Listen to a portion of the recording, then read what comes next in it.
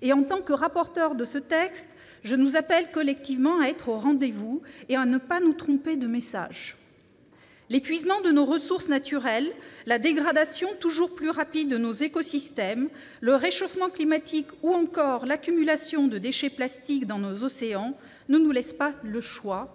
Nous devons aller plus loin dans notre façon de gérer nos déchets. Mais surtout, nous devons agir sur la prévention. Comment produire moins de déchets? Voilà la vraie question. Voilà ce que nous fera sortir vraiment de l'ère du tout jetable, comme nous l'appelons tous de nos voeux, Madame la Ministre.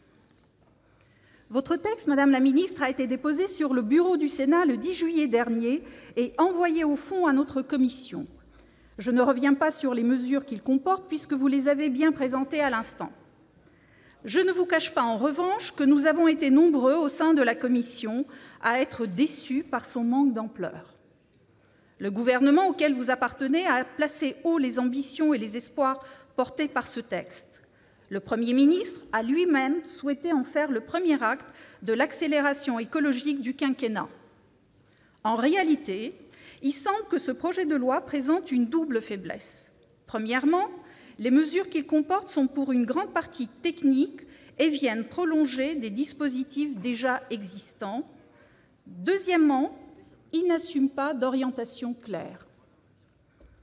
Je ne reviendrai pas non plus sur la forme, Madame la Ministre, puisque nous avons déjà eu l'occasion de regretter certains choix, comme par exemple celui de recourir largement aux ordonnances pour des sujets pourtant importants, selon nous, comme les sanctions ou encore la lutte contre les dépôts sauvages, par exemple. Je voudrais plutôt vous livrer notre état d'esprit. Notre commission a largement exprimé le regret que le recul environnemental que constitue la consigne, telle qu'elle était envisagée dans le texte initial, vienne éclipser les avancées de votre projet de loi, comme l'interdiction de la destruction des invendus ou encore la création de nouvelles filières REP.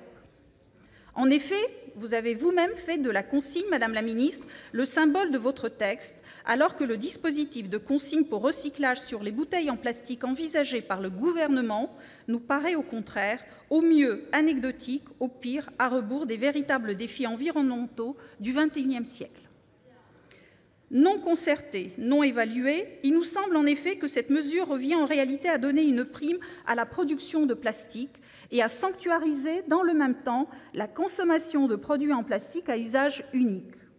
Le cas de l'Allemagne, par exemple, souvent pris en exemple comme pays ayant atteint l'objectif européen des 90% de recyclage grâce à la consigne, montre que la mise en place de cet outil a coïncidé avec une augmentation de la consommation des emballages et des contenants en plastique à usage unique.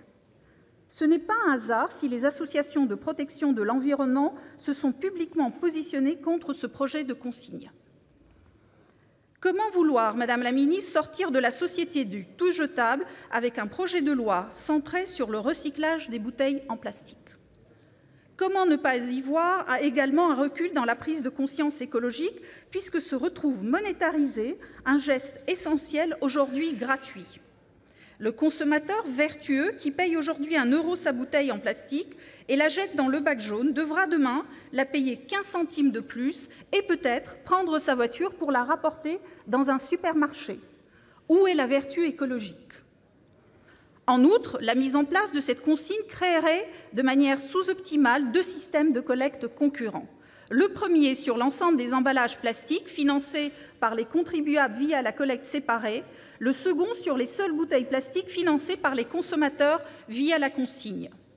Cette dernière impliquerait une infrastructure lourde, coûteuse et ultra spécialisée de collecte, alors que le service public de gestion des déchets est déjà déployé dans la France entière et que sa polyvalence lui permet de traiter de plus en plus d'emballages différents, ce que ne permettront pas les machines de déconsignation des bouteilles. D'un point de vue économique, la consigne entraînerait une ponction sur les consommateurs de 150 à 200 millions d'euros et aurait un impact financier négatif sur les collectivités territoriales gestionnaires de déchets qui pourrait atteindre 150 millions d'euros, avec en outre une prime à la sous-performance puisque ce sont les collectivités les plus performantes en matière de collecte sélective qui seraient mécaniquement les plus pénalisées.